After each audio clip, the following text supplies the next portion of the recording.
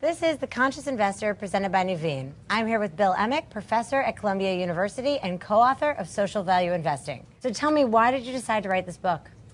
We decided to write the book because we really believe that profit and purpose can go together, that you don't have to choose one or the other. And in fact, I'll go even further than that. If we look at some of the bigger problems facing the world, inequality, climate change, opportunities, the disappearance of work, automation, those are problems that are not going to be solved by government alone, but they're not going to be solved by the private sector alone either.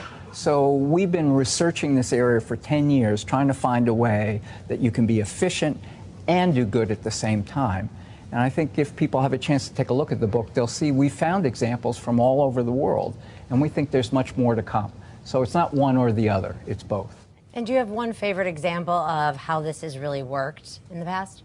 Well, we love them all, and I love New York, and I'm from New York, so Central Park and the High Line are really close to my heart. But the one that's most amazing to me, and perhaps to most people, is India. You know, when most people think of India, they think of poverty, they think of streaming people, they think of Gandhi, and they don't recognize that India is the 6th largest economy in the world and growing faster than any other large economy.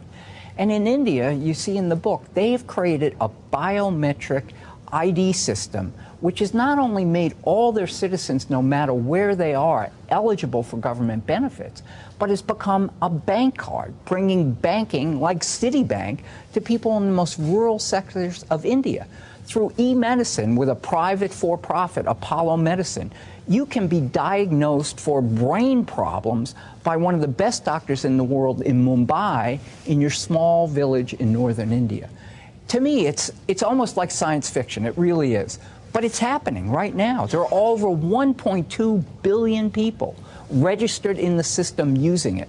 And you can carry that card. You don't have to carry your driver's license. You don't have to carry your proof of your mortgage. All your important documents are carried on the card. So you go to the bank, you give them your card, and they can approve you for a loan. And what did they do right that allowed them all to work together? Well, I mean, I hate the phrase, but that's a great question. It really is. The government had this idea in the 90s. And from the 90s all the way into the middle 2000s, it went nowhere because they didn't have the expertise.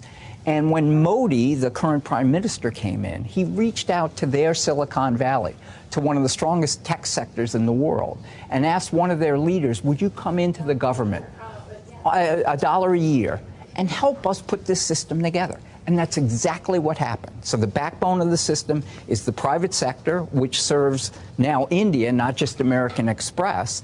And the registration was done by 200,000 entrepreneurs that they licensed into the system to actually get people registered. So it was local, international, government, private, and community all working together. And it's not done. There's miles to go. But the banking sector is probably going to triple in size. The wealth of people and communities, and most importantly to me, corruption, which was a terrible problem with government benefits. I wouldn't say it's eliminated, but it's reduced dramatically. So benefits all around. And you co-wrote the book with your former student and current colleague, Howard Buffett. So why did you guys call it social value investing? So it's a long story. I'll try to make it really short.